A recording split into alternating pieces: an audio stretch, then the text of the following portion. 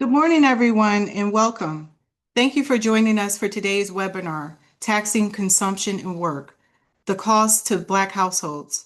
I'm Dr. Latoya Parker, and I lead the Tax Policy and Wealth Program at the Joint Center for Political and Economic Studies. I'm pleased to moderate this conversation today. Before we dive in, I do want to briefly orient us in this moment. Last week, the Bureau of Labor Statistics released the March Employment Situation Report. The overall unemployment rate sits at 4.3%, a figure policymakers are touting as low. But Black unemployment stands at 7.1%. That's a very different reality for Black workers and Black households. Last week also saw the release of the new Trump administration budget proposal that locks in the choices of H.R. 1, the One Big Beautiful Bill Act, and adds new cuts to essential safety net programs, including eliminating the low-income home energy assistance program, or LIHEAP, which millions of Black households rely on to manage already skyrocketing utility bills. For millions of Black households already struggling with rent, childcare, transportation, and food costs, the loss of this support deepens an affordability crisis that already is acute.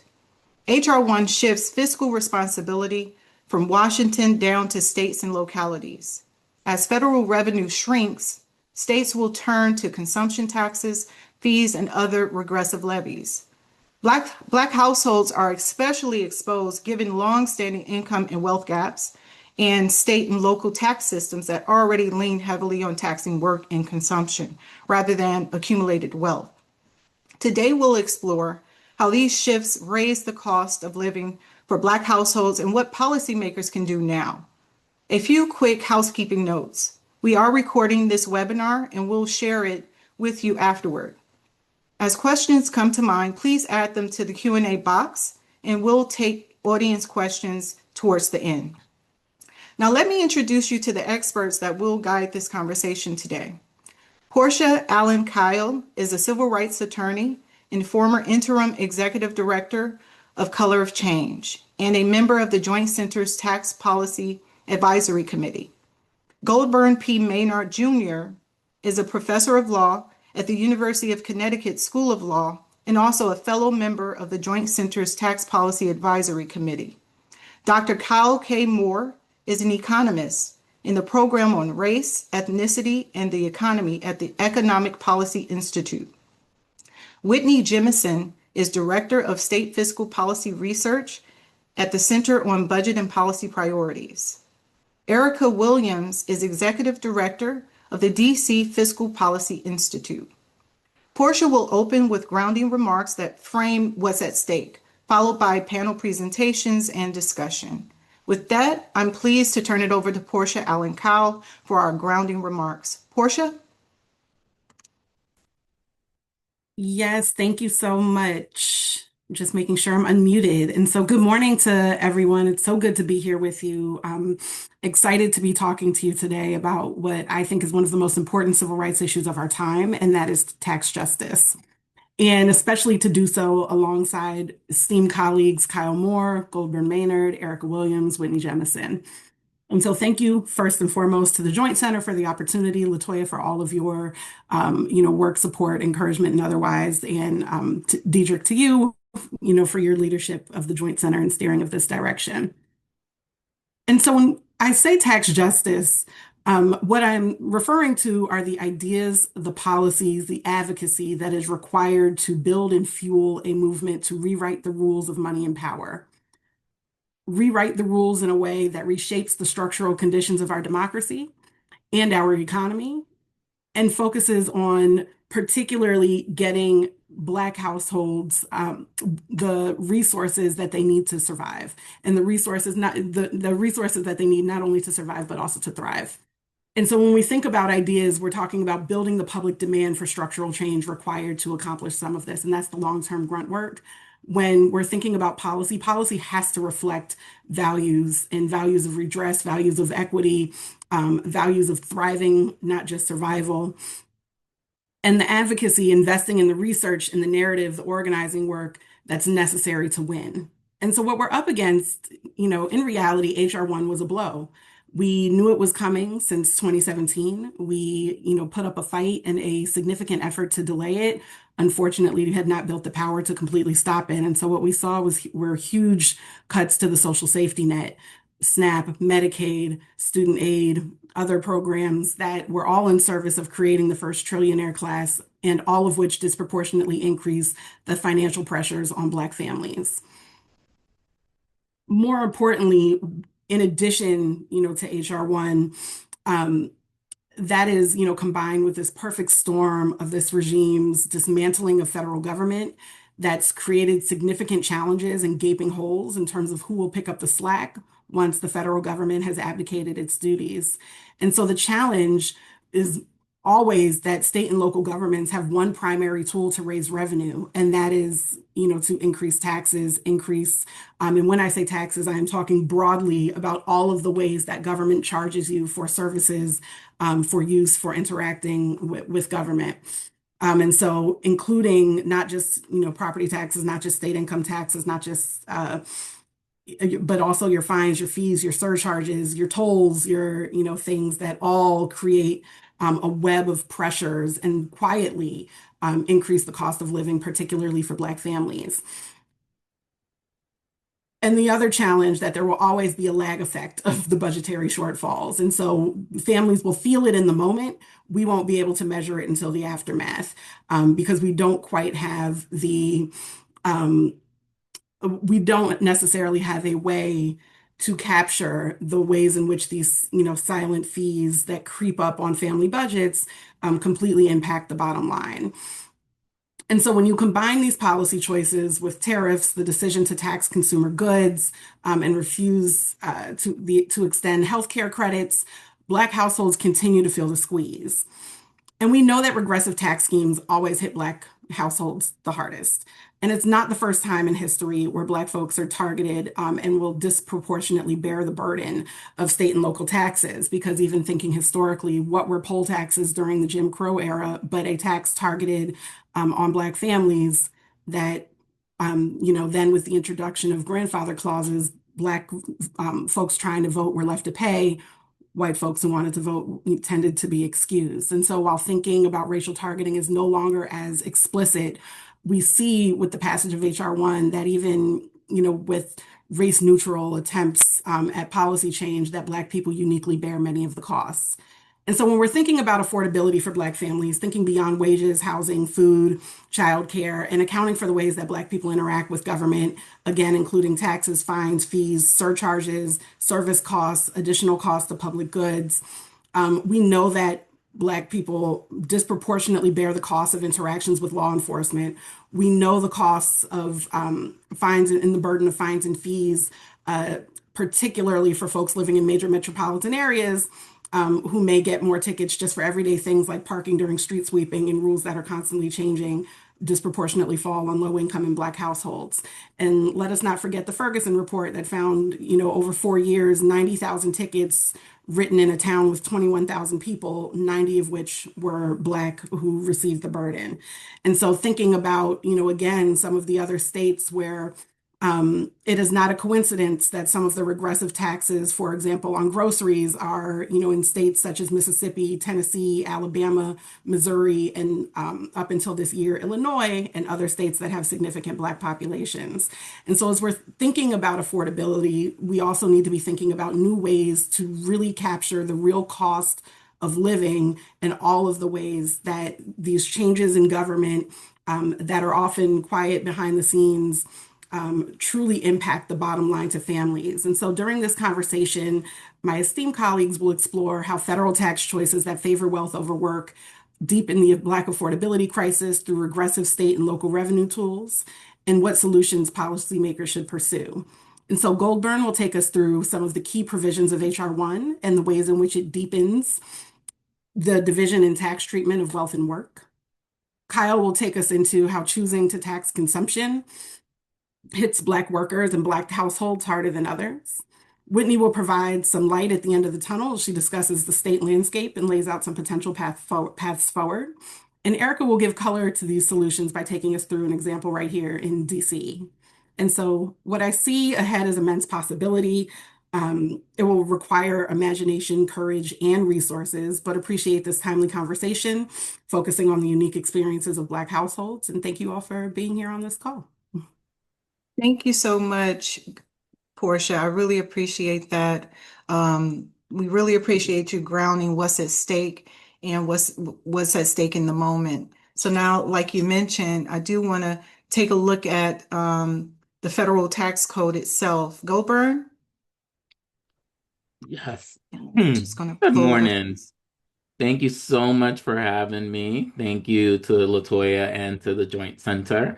And so, just a little bit about HR 1, or how the One Big Beautiful Bill Act came to be, and some of the key provisions.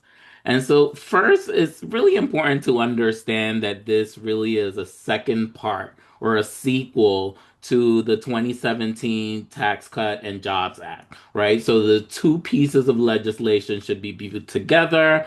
When wealthy donors were making donations to the 2024 campaign, it was for this law, right? It was for this.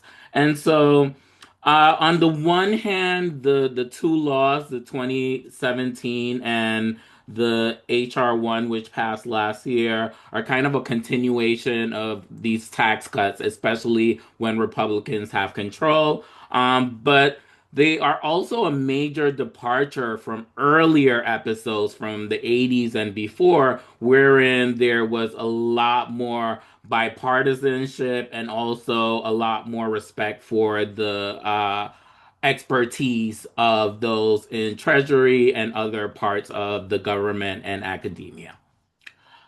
So a bit about the legislative background. And so we'll note that traditionally the reconciliation process, which I won't get into the details, but traditionally one of the rules is that you're limited to 10 years for some of the changes that you make.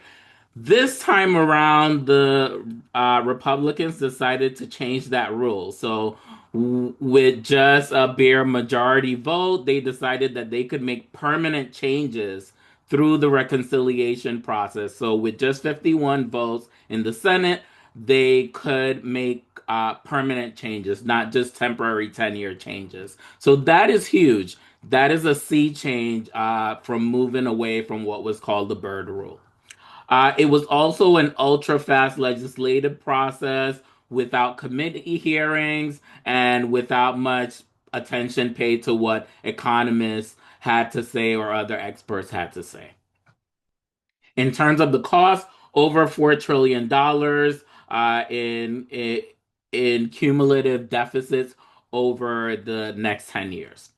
So, a couple major provisions. First, on the estate tax. And so, the estate tax, what the HR 1 did was to make permanent some of the changes that were made in 2017. And so now we have a 15 million per individual lifetime exemption from the estate tax. So only if you make more, only if you have more in your gross estate than $15 million will you get taxed. It also, right, because it made this permanent, it got rid of the changes that would have taken the exemption down to $7 million. Uh, we also want to note the difference between the business giveaways and the individual giveaways. And so the giveaways for the wealthy and for businesses are permanent, right? So things like immediate expensing and the deduction for a qualified business income are permanent things, whereas those deductions like the tip income deduction and the overtime compensation deduction are temporary and are poorly designed. In that, for example, if you think about tip income, yes, there are many people who are struggling who make tip income, but there are many people who are not. And so all of those individuals who are not targeted by this very political play to the base of the Trump administration. In terms of spending cuts, as already has been mentioned, right? Cuts to Medicaid, the premium subsidies to Obamacare and nutrition programs. So note that states were already struggling. This will only make things worse. And we want to note that in several states, there are constitutional amendments that make raising income taxes or property taxes very difficult. And so states are only going to use sales taxes and fees even more than they had before. And so the result, we have large tax cuts to corporations and high income households, increases to the deficit, and then shifting the cost downward to states and to localities. And so if, right, we want to have some kind of generous assistance for the time being, it's going to have to be states which are already struggling, which are going to need to step up. And so, one of the concerns with HR1 is that it deepens this cycle of wage enslavement, as I've called it in one of my previous papers. And so, the tax system already taxes wage income quite a bit when compared to wealth. And this only makes this worse. That is, right, we're only going to see more reliance on tax and labor and on using regressive taxes on sales, etc. Whereas with the wealthy, they have several preferences that allow them to either lower their taxes or to evade them altogether. Whereas disadvantaged minorities tend to have little capital, so they don't get to take advantage of these benefits and these kinds of giveaways. And so, some potential fixes that I could imagine in an ideal world is reinvigorating the estate tax, right? So, lowering that exemption from $15 million, which is crazy, to something more reasonable, like $5 million. Right, we want to note that once upon a time, the exemption was $60,000, and that's only a little bit over $500,000 in today's dollars, right? Whereas the exemption now is 15 million, right? We could close very well-known loopholes that could easily be closed if there was political will. State wealth taxes are another area of hope. So we'll note that Washington recently signed into law a new millionaires tax. And so that is explicitly going to combat wealth and income inequality, as well as to fund educational projects. And so Washington has long been criticized for having a regressive tax system, and this is meant to counteract that. So that's a nice ray of hope. And then another potential fix is more federal or state EITC. That is the Earned Income Tax Credit, which is popular with both sides of the aisle. And we actually have seen a couple states increase their EITCs in the last 3 years. So with that, I will pass it along. Great. Thank you so much, Goldburn. I really appreciate you framing that in a way and providing some potential solutions as well. So now let's see how these tax choices show up in Black workers' everyday lives. Kyle? Hi, folks.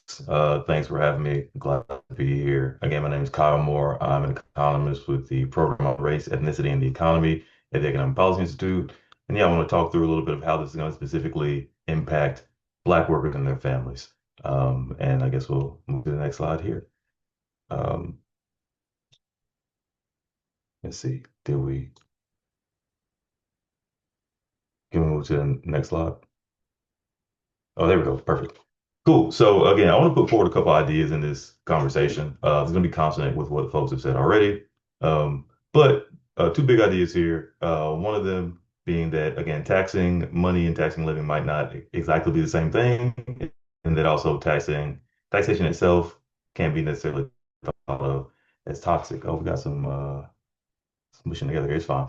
Um, but yeah, I'll take. I'm gonna go to the next slide here in a second. But yeah, we can just want to make it clear that we can indeed tax the rich and corporations without necessarily contributing to the idea that progressive taxation is a big burden. There are progressive and regressive ways we can generate revenue. We need to get the things we want.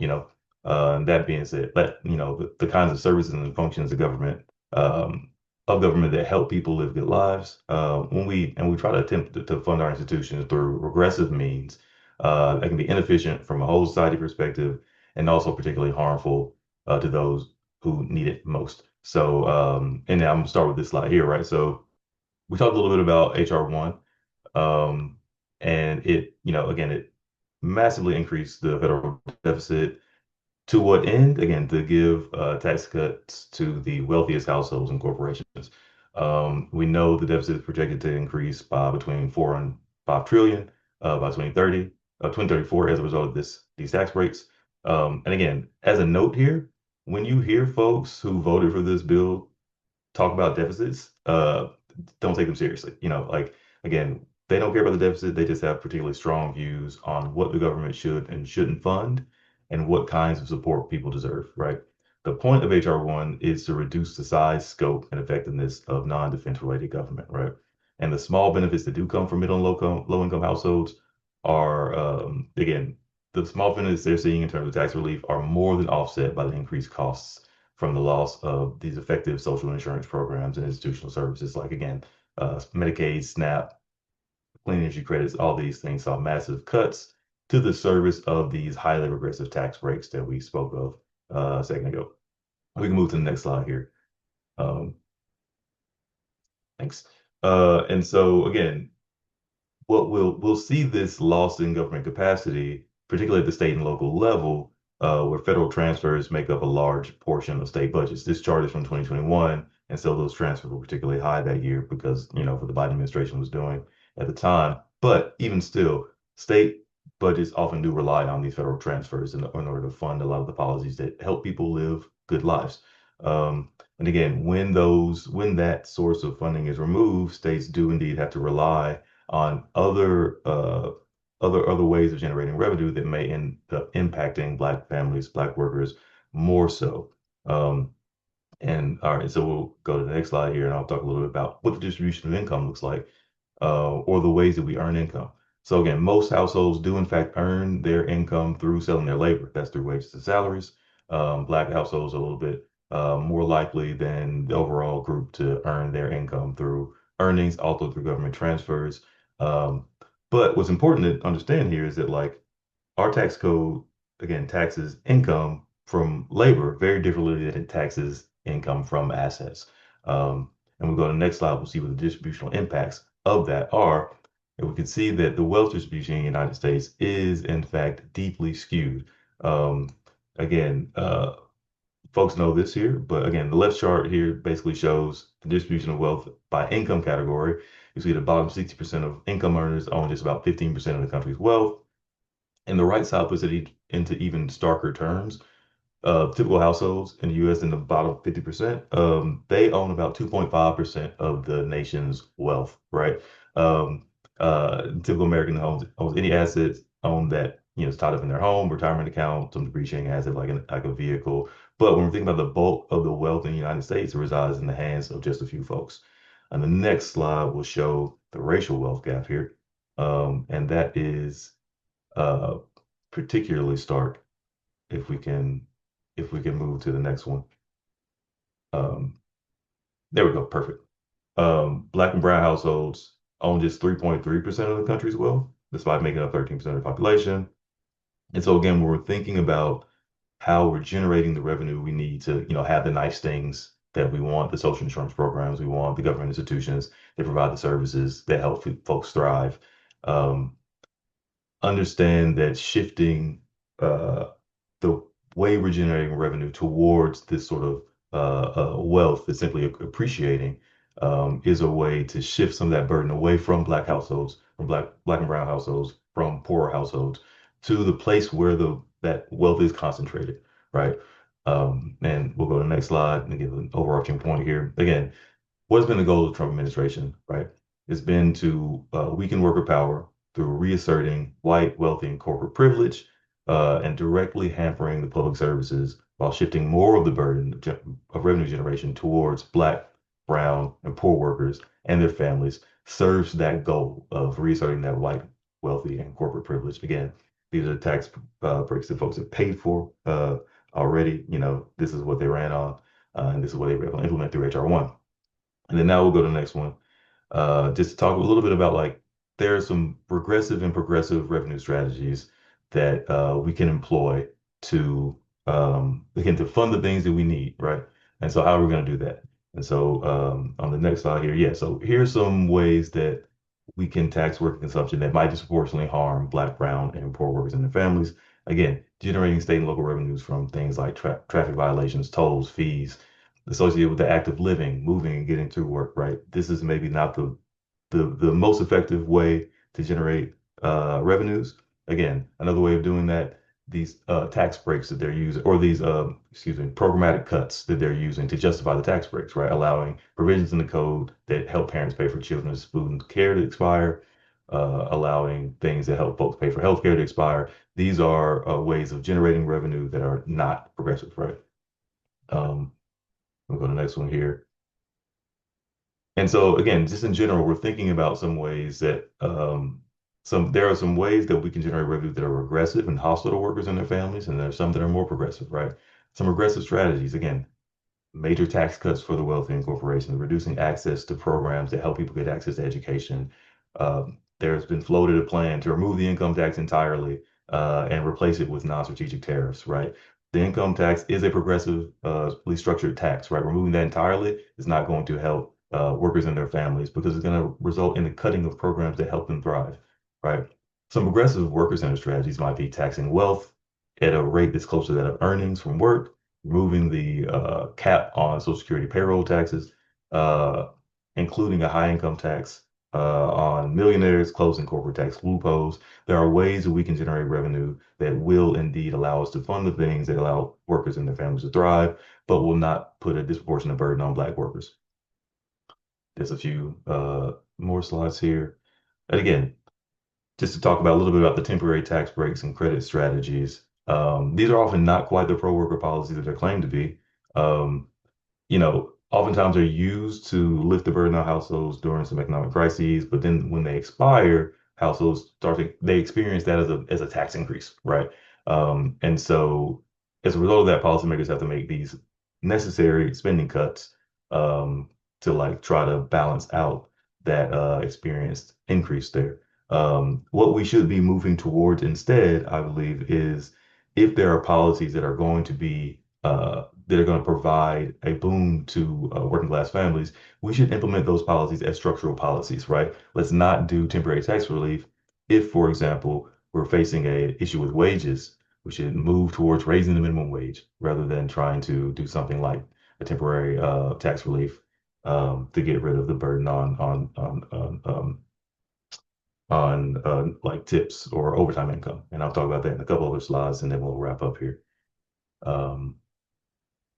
Oh, right, ACA. One another as the ACA premium tax credits expired, that did come at a significant cost to Black households. We predicted rates of uninsurance will increase. Again, this is a problem, the cost of health insurance, right? So the structural solution here is to just reduce the cost of this needed service, right? It's not so much trying to find a temporary source of relief here. We need to make a structural change. And then we'll go towards the next couple. Briefly, just to speak about, again, the temporary tax reduction on overtime and tip earnings. These are considered and being put forward as pro-worker policies. But again, on the overtime side, again, this does not extend to most workers, and it really puts more pressure on workers to pursue overtime, which is supposed to be a deterrent for overtime, right? What workers should be able to have is better wages, more reasonable hours, right? Rather than being pushed into working overtime.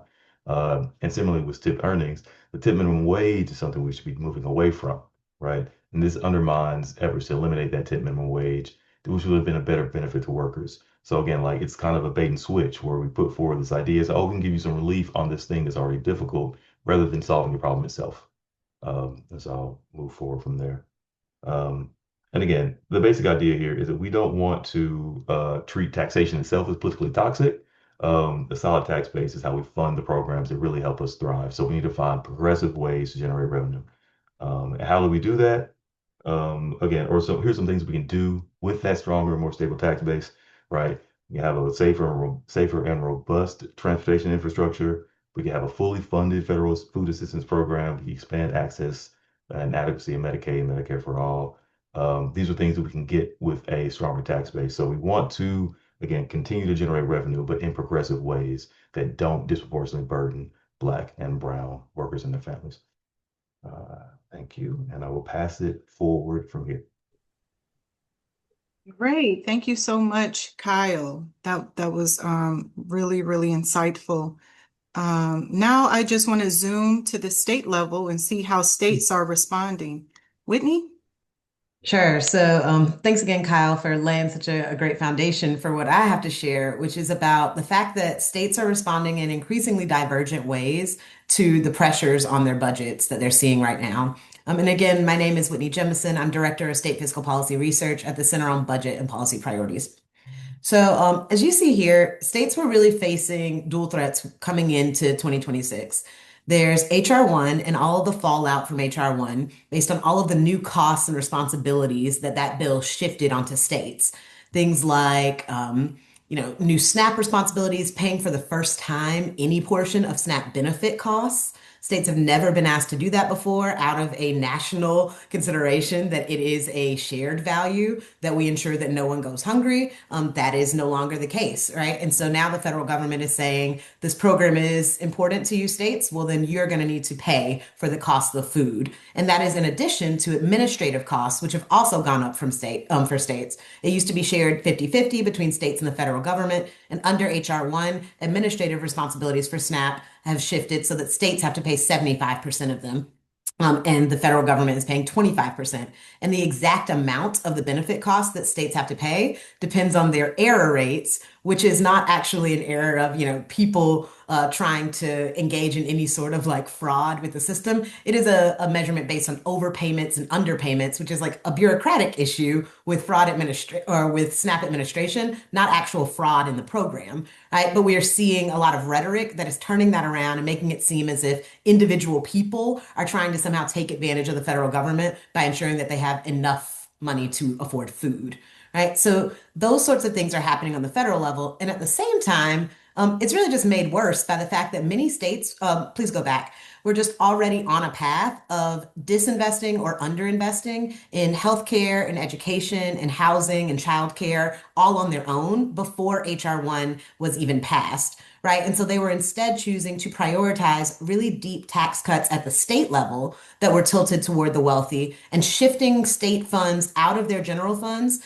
that were designated for K through 12 public schools to private schools through universal school vouchers, while also doing things like pushing local property tax cuts and caps and even property tax elimination, which takes away local revenue sources. Right. So there's this attack on public schools. There's this attack on public funding more broadly that was already happening at the state level. And then HR 1 came and introduced a whole wave of new costs that states were not expecting. And so they have been chipping away at their revenue sources for years now in a way that was not sustainable to start with. And HR 1 has really just exacerbated and sped up that process to make them realize that a lot of the tax cutting that was going on is just not something that is going to be sustainable over time. Next slide, please. So what that means in practice on the ground is that we are at a really critical advocacy moment right now in states because they are taking these increasingly divergent paths in response to those pressures that I laid out. So they have the opportunity right now to take, what I would just kind of, cursory call the high road by raising new revenue rather than adopting a real like cuts first approach to public programs and to basic needs, and by mitigating harm through their choices around how to implement new federal requirements in Medicaid and SNAP. But they could, and some states are, taking the low road instead, right, where they are just kind of doubling down despite the fiscal consequences that are really well documented. So while the Trump administration has been threatening to withhold federal funds to multiple, blue states based on what are so far unfounded claims of widespread waste, fraud, and abuse in public benefit programs, lawmakers in a number of red states are pursuing their own harmful anti-fraud proposals that are really echoing the same harmful narratives that have historically been employed against Black Americans and just applying those to recent immigrants of all stripes instead, right? So to be clear, like the math does not work out in these low road states. Like they literally cannot afford to keep cutting taxes the way that they have been. And that choice is going to lead to program cuts in these states because, unlike the federal government, states have to balance their budgets. They cannot operate at a deficit. So when they lose federal funding, which in most states accounts for about a third of their funding in general, of their revenue in general, when they lose that, when they also cut taxes, that's taking away more revenue, right? It means that they essentially have to pay for the same programs that people still need because they are not addressing the underlying need, but with less money, right? And so many states have already begun cutting those programs. So what we're also seeing right now are proposals to fill in revenue gaps in states from their continued tax cutting, particularly income taxes, personal and corporate, but with higher consumption taxes on general sales. And then until very recently with the war with Iran on gas, right? But now gas is so expensive that they literally cannot do that either, right? And then also increased fees on various services, which as previous speakers have already talked about, fall disproportionately on low income households that are most often in most states, Black households and Latino households. And those households are going to pay a higher percentage of their income to these regressive taxes and fees than will their wealthier, typically white counterparts in most states. Next slide. So Kentucky is a good example and sort of important national test case here as to whether state level Republicans can continue to implement an agenda of just enormous cuts to safety net programs and tax cuts skewed to the wealthy. Kentucky has a Republican supermajority legislature, but a Democratic governor. They are also suffering already from the cuts that were made in HR 1. They have a lot of rural hospitals that are at risk of closure now that there are strict new limits in states on how they can fund Medicaid. And advocates at the state level are really focused on slowing or reversing the state's income tax elimination effort. They are doing a lot of public narrative campaigns to try and drive interest in a new progressive income tax that's been promoted there. It would be a tax that is asking more of the wealthiest 5% of residents in the state who also benefited disproportionately from the tax cuts that were passed in HR 1, right? And public polling shows that there is broad support for that measure, about 67%. And then they're also working to implement new Medicaid and SNAP requirements in the least restrictive way possible. So that's things like maximizing the use of like the unfitness for work exemption in the expanded SNAP work requirement. So for example, for anybody who has previously had a homelessness exemption, to make it easier for people to remain on the rolls and to keep getting that benefit. Also trying to do things like just minimizing the harm of the Medicaid work reporting requirement by only checking for work compliance at a 6-month redetermination period rather than more frequently, which we're seeing in some states. Lots of different ways to try and implement these programs in the least restrictive way they can. And so while advocates on the ground there realize that they may not be, likely to win a tax on the wealthy in the short term, they're trying to use the power built through that effort to pause additional tax cutting in this state, build momentum to end the march to zero on their individual income tax, and to try and grow and align coalition strength that would be needed to achieve bigger wins down the road. And that's working to some extent. Kentucky is also an example of a state that is surrounded by other states that have passed universal school vouchers that have been draining their general fund, but those vouchers were rejected at the ballot by voters in Kentucky. Next slide, please. Rhode Island is sort of an example on the other side of the spectrum, right? This state has a really unique opportunity to become a national model for how Medicaid expansion states can respond to both federal retrenchment and also increasing rhetoric just nationally against immigrants with equitable and more revenue-first solutions. So Rhode Island is a especially vulnerable state to federal cuts because the state relies on federal funds for a little bit more than a third of their state budget. And they are also facing a $100 million budget gap for fiscal year 2027. And they have been a primary target of the Trump administration's fraud narrative and withholding of federal funds for basic needs programs. So the advocates there are really advancing a revenue-first, people-first strategy to try and protect public benefits, immigrant communities, and democratic values just more broadly. And one of their efforts is to try and raise state revenue by creating a surtax on the highest earners in that state. And that is building off of the success in Washington that Goldburn spoke about, where they just recently implemented a millionaire's tax. Rhode Island has momentum for that right now. It is currently under legislative debate in Rhode Island. And Massachusetts successfully implemented a millionaire's tax a few years ago, which has helped to dismantle the myth of tax flight from one state to another. That is something that you may have heard in your state. That people often repeat this idea that if we raise taxes on the wealthy, if we raise taxes on the rich more broadly, right? So income or wealth, that all of those wealthy people are going to leave the state that raised taxes and go to some other state, just en masse. And there is just not evidence that that happens, right? There is actually a growing body of evidence that they are actually one of the most stable communities of people in a state and least likely to move, because people of such high net worth often have businesses and broader community ties that are really devoted to the place that their business is located, right? And so I think if we are able to see more momentum growing for millionaires' taxes in a place like Rhode Island, that it would probably, amplify a ripple effect, especially for other New England states like neighboring Connecticut, right? So final slide, please.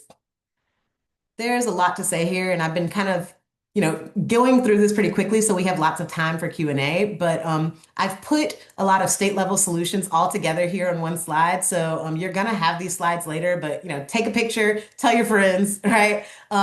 First priority is for states to preserve the revenue that they already have by delinking, or what we call decoupling, from as many of the costly impacts of the federal mega bill HR 1 as they can. There are a lot of tax cuts, especially for big businesses. I've listed some of those here on the slide, that are costing states, or projected to cost them, millions of dollars if they stay conformed to the federal tax code on those cuts, right? And so we have already seen more than 12 states take steps to decouple from these, right? You don't have to adopt the exact same tax cuts that are in the federal tax code, in your state tax code. And many states are choosing not to do that and saving millions of dollars to doing that. So we're seeing that all across the country. Second recommendation is to reclaim state revenues by pausing or rolling back the very expensive and regressive policies that have already been adopted.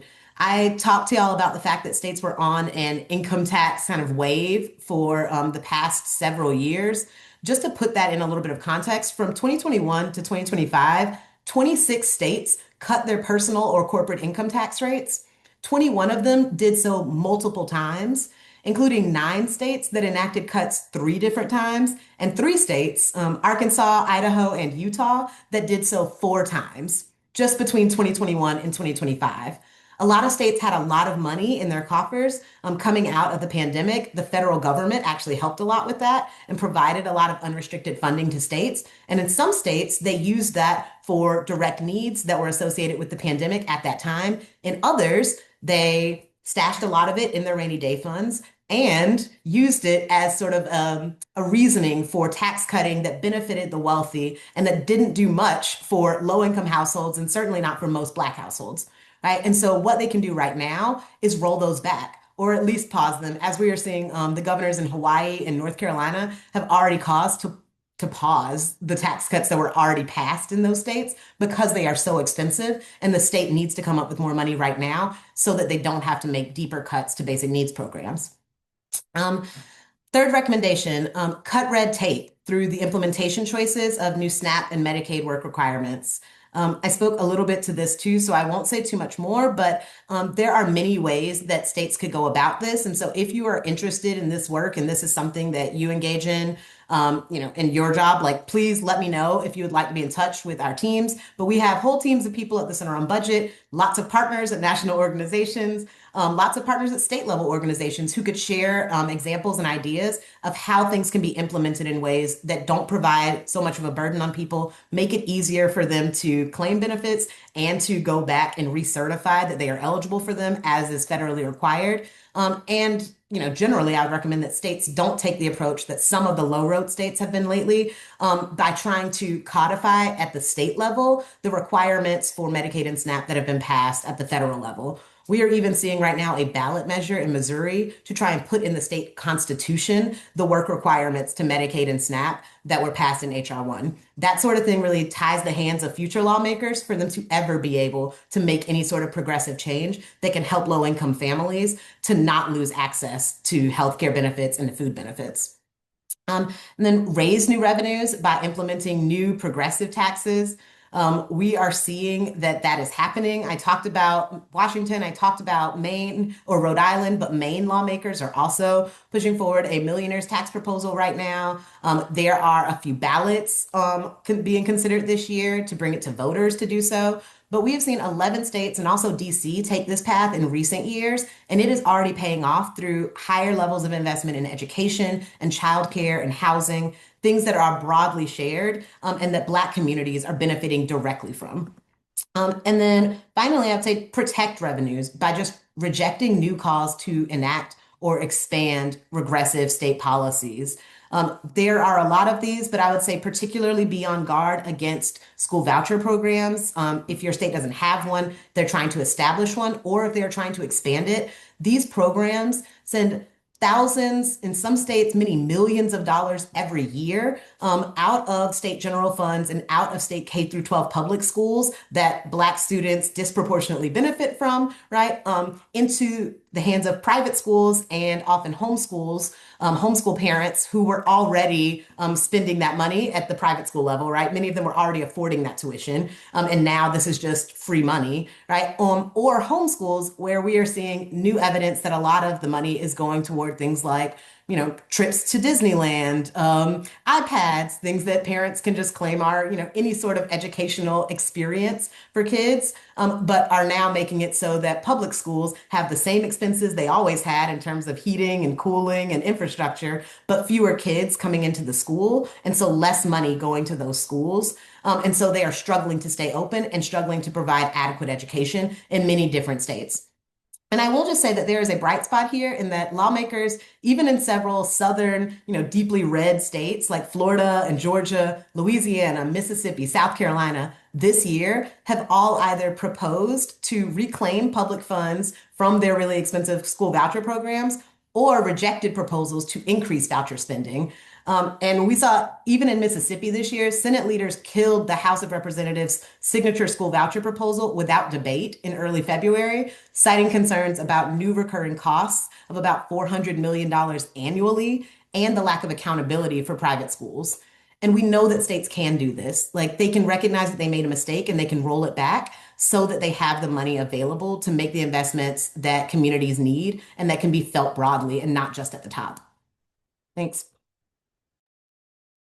Thank you so much, Whitney. That was extremely informative to learn a little bit more about how states are responding and some potential ways in which they could learn from the other states. So I really appreciate that.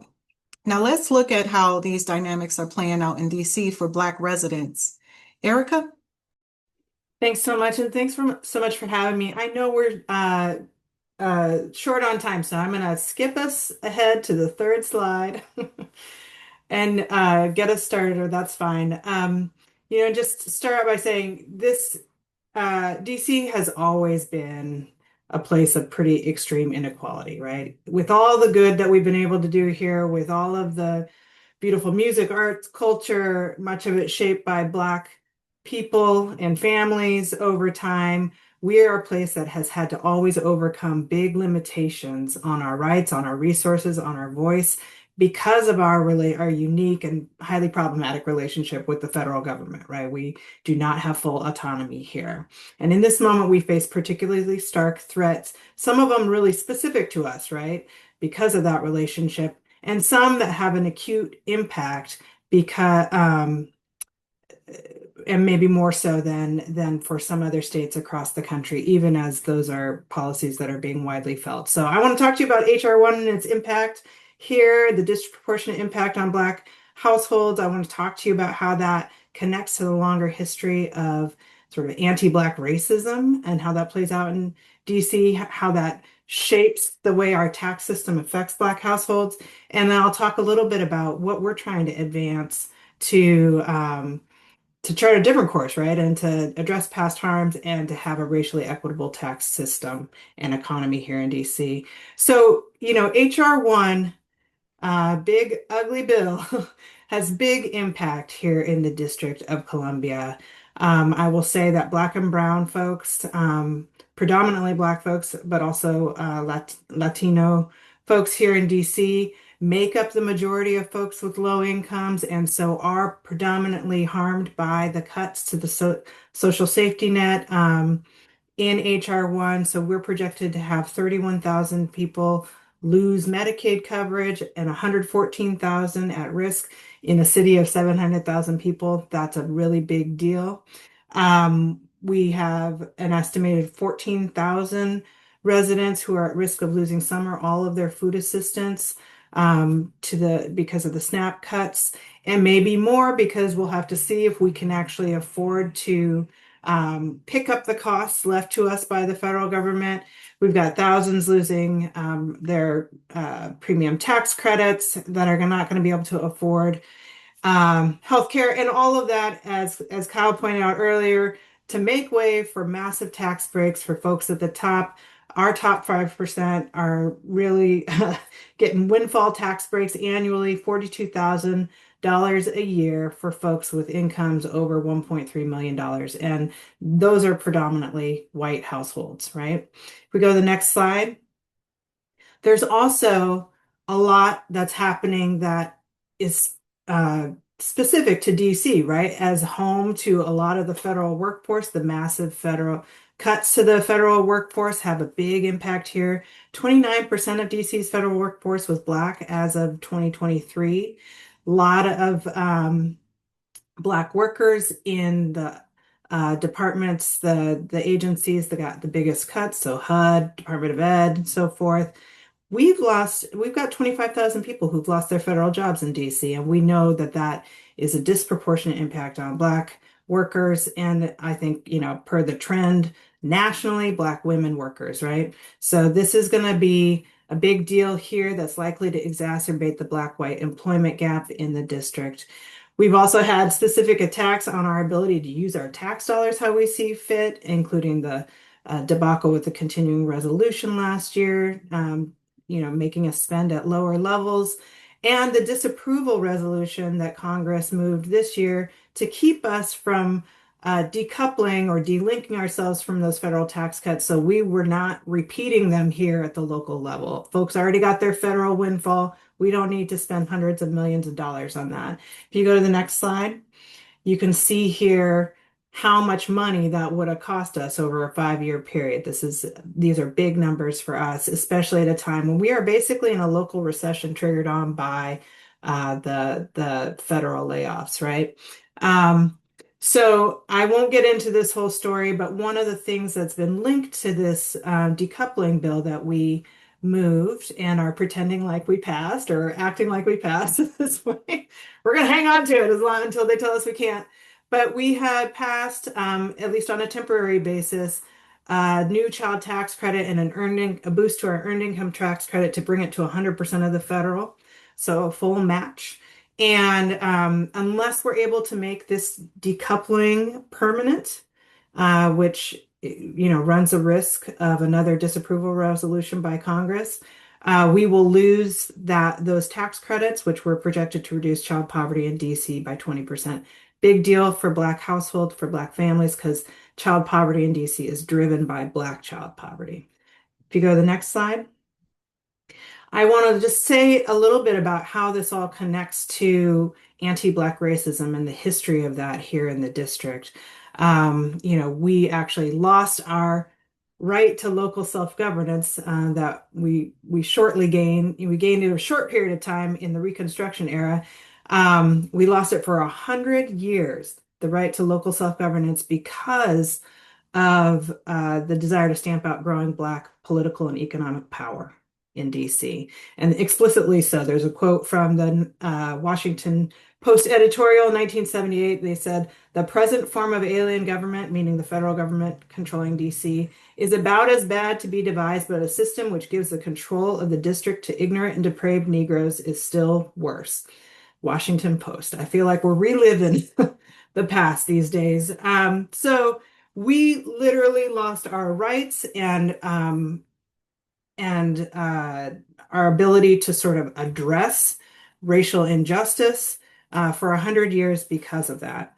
And you add on top of that Black codes, redlining, you add on top of that racist housing covenants that kept Black people out of certain neighborhoods, eminent domain, the stripping of Black land, property, and businesses from Black communities, moving people, forcing people to move to other places, um, and all of that. And you have through that the concentration of Black people in low paid occupations. You have the concentration of Black people in places disconnected geographically from jobs, and parks and amenities and all of that.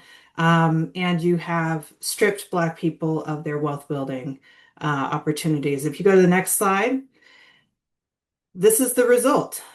Here in DC, 1,500 households, or 0.4% of tax units, control about half of all the wealth, 46%, to the tune of $183 billion. So we talk about, Portia, you talked about rewriting the rules around money and power.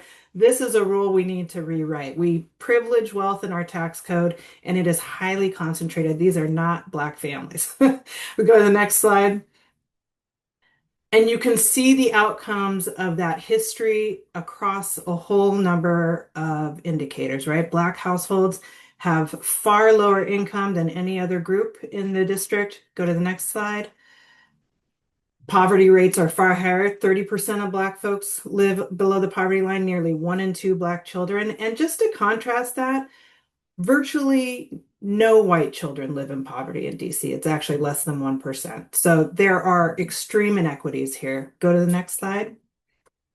One big part of this is labor market outcomes, and basically the ability of Black workers to really connect in meaningful ways and to meaningful, like well-paid jobs in the labor market. We chronically have higher unemployment rates than other groups. Next slide. And even as we look at occupations in the district, even the higher paid occupations that Black people hold, we get paid less. So it's really across the board. And all of that means, if you go to the next slide, actually, one other thing is we have a limit on who we can tax here in DC. So we can only tax DC residents. We can't tax the non-residents that live in wealthy suburbs that make their living here but live elsewhere. So there's a lot of income that goes untaxed. And it costs us $3 billion annually. And all of that means, if you go to the next slide, that we are having to rely a lot on things like sales taxes and property taxes, in addition to our income taxes, but limited in a limited form, right, to fund services, to fund our economy and sort of set the conditions for opportunity. So we're doing a lot with a lot less. And you can see here that folks at the low end of the income spectrum are paying much more in sales and property taxes and other things than higher income households. And if you go to the next slide, this is the result. So we've done good things at the bottom with our earned income tax credit and some tax credits for low income families, but folks at the top are not paying more than folks in the middle, and that is a problem. So what are we trying to do about it? How are we trying to push back against the HR1 and the effects of that and the long-term, long-standing inequality that we see? Go to the next 2 slides forward. We've been trying to raise revenue on high-income households and on wealth. So in 2021, we increased taxes on households with 250,000 in income or higher. We raised money for really important investments that push back at racial injustice, that push back on that long history of anti-Black racism and its effects on people's outcomes. We are right now looking to tax wealth itself, right? We are already in the district tax wealth, the same as income, but we want to go further, and we are looking at a wealth proceeds tax because we know that there is a ton of wealth here, as I showed you already, and that we need to tap into that to make the kinds of investments that really, offer opportunity for all of our residents. And for us, that means we got to address the problems facing Black residents. I'll also just, if we go to the next slide, say, we're looking at other kinds of bold ideas that we can pay for with raising revenue, guaranteeing jobs for our young folks that are kept out of the labor market, especially young Black folks, making childcare affordable for all families, ending chronic homelessness, which is predominantly an experience that Black people, predominantly Black folks, Black men in the district, ending displacement. We've had, Chocolate City is not so chocolate anymore, and we want to make sure that people can live here and be part of this community. And statehood, because we as Americans deserve our full rights. We deserve our full resources, our full voice being heard. And it would help us avoid some of the specific attacks that are happening right now. So I'm going to stop there, and I'm happy to follow up with people if they have questions. Thank you so much, Erica. I really appreciate you grounding us in the history of DC and also giving us a case study of what's going on specifically for the Black residents of DC. I really appreciate you all. Since we are close on time, I appreciate all of the panelists capturing the Q&A in the Q&A box and all of the attendees that were able to join us, as well as provide your questions. If we were not able to get to your questions, we will follow up with you, try to follow up with you with the materials that will follow. But once again, I just want to say thank you to all of our panelists, Portia, Goldburn, Kyle, Whitney, and Erica, for a rich and timely conversation. And thank you to everyone who joined us today. Before we close, I do want to make sure you all have the resources, like I said, to take this conversation forward. The Joint Center has prepared a snapshot of key policy facts and data specific to Black households in HR 1. We'll drop that link in the chat, and I'll also follow up with the resources as well as the recording after the actual webinar. So like I said before, we'll follow up. But on behalf of Joint Center for Political and Economic Studies, we do hope this conversation informs your work and your advocacy as you navigate this critical moment for Black households and the Black economy, making sure that we are able to secure Black economic security. So thank you again, and I hope you all have a great day.